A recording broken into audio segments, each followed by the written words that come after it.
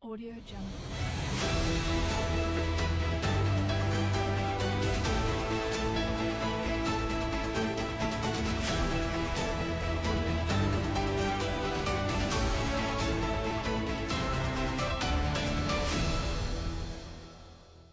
Audio Jungle. Assalamualaikum warahmatullahi wabarakatuh. Perkenalkan, nama saya Anissa Octaviano dengan NIM 7101422068. Di sini saya akan menyampaikan berita yang ada di Kanada, yaitu tingkat inflasi yang turun menjadi 1,6% pada bulan September. Selamat pagi.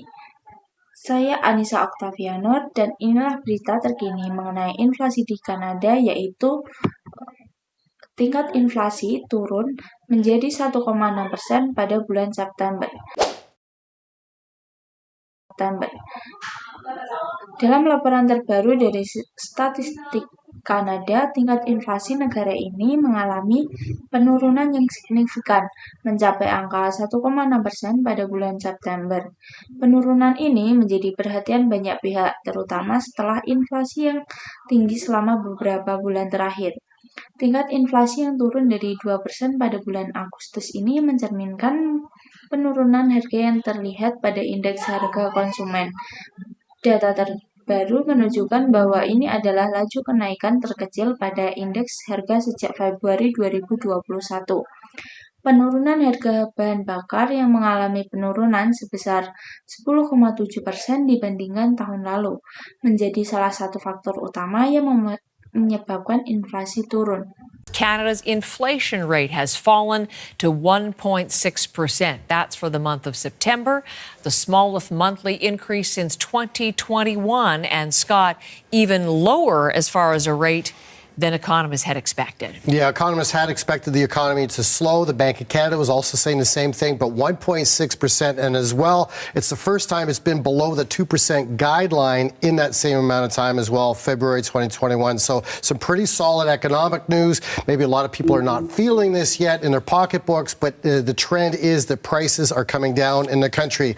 Year over year, what we saw was the biggest dramatic downturn was the price of gasoline, particularly during the month of September, down 7% all by itself, but year over year down about 11%. That's helping ease inflation across the board in the country. We're also seeing rent prices easing as well, still up 8.2% over this time last year, so a little bit of a thorn, but still easing nonetheless. Food prices remaining where they were in August at 2.4%. That's an increase over this time last year. And also we're seeing air travel coming down a little bit as well, about 4.5%. Now it's good news. Maybe a lot of people don't feel it yet, but the trend is that prices are coming down.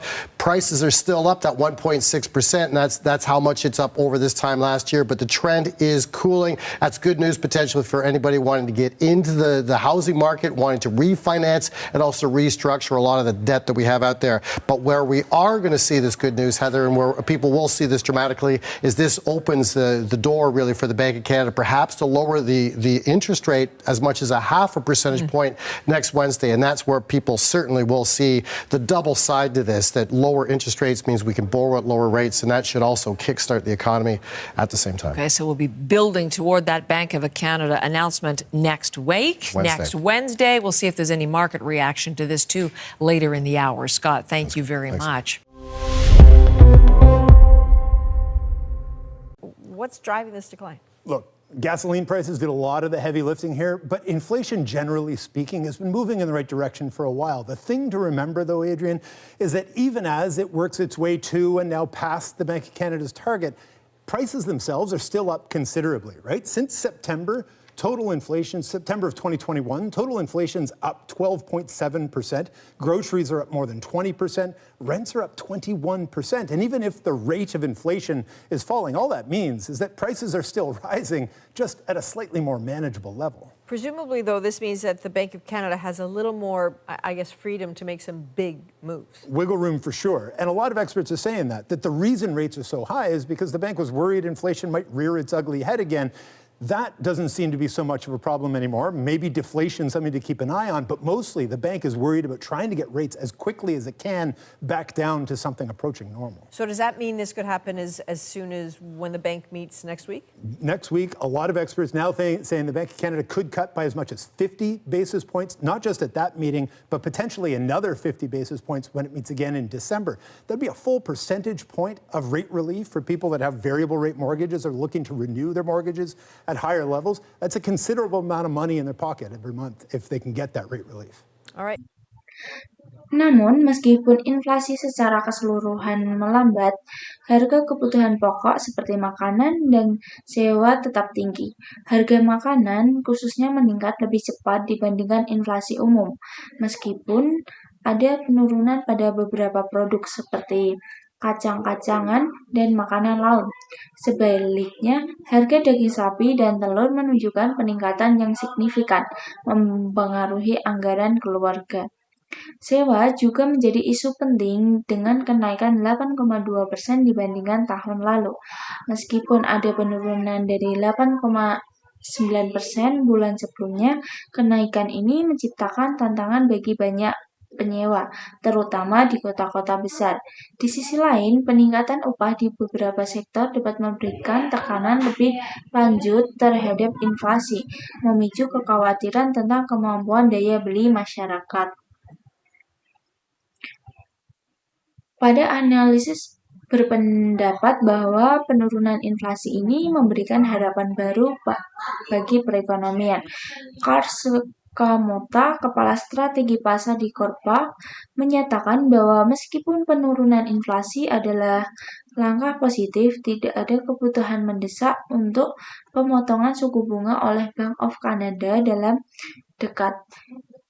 Ia menekankan perlunya menjaga kewaspadaan terhadap kondisi ekonomi global yang bisa memengaruhi pemulihan.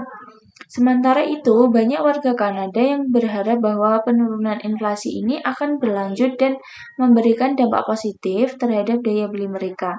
Jika harga-harga stabil, hal ini diharapkan dapat meningkatkan konsumsi masyarakat, yang pada gilirannya bisa mendorong pertumbuhan ekonomi.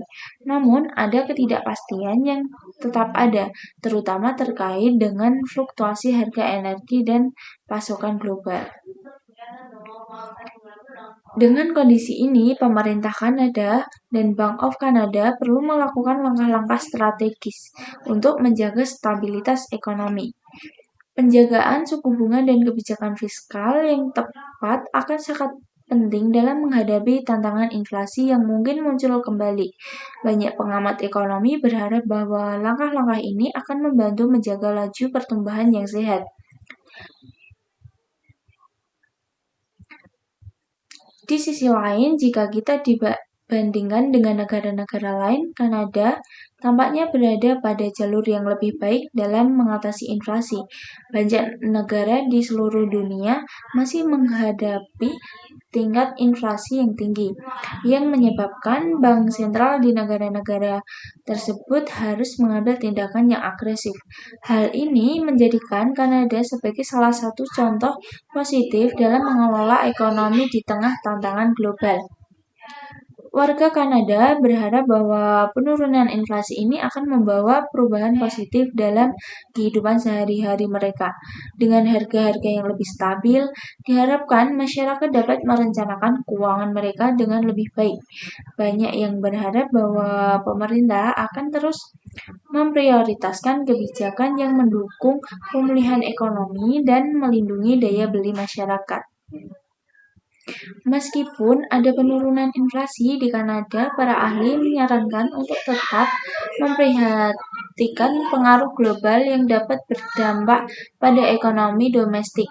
Ketegangan politik, fluktuasi harga energi, dan perubahan dalam rantai pasokan global dapat menjadi faktor yang mempengaruhi arah inflasi di Kanada ke depannya. Para ekonom percaya bahwa strategi yang proaktif sangat penting untuk menghadapi tantangan ini. Berdasarkan penelitian terbaru, banyak ekonom memprediksi bahwa jika tren penurunan inflasi ini berlanjut, Bank of Canada mungkin akan lebih fleksibel dalam kebijakan moneter mereka. Ini bisa berarti potensi pemotongan suku bunga di masa depan yang akan membantu mendorong pertumbuhan ekonomi lebih lanjut dan meningkatkan investasi. Demikian berita terkini mengenai inflasi di Kanada. Perkembangan ini tentunya akan menjadi perhatian bagi pemerintah dan masyarakat. Kami akan terus memberikan informasi terbaru mengenai dampak dan langkah-langkah yang diambil untuk menjaga kestabilan ekonomi. Terima kasih atas perhatian Anda. Saya Anissa Oktavianur. Sampai jumpa di laporan berita berikutnya. Terima kasih. Wassalamualaikum warahmatullahi wabarakatuh.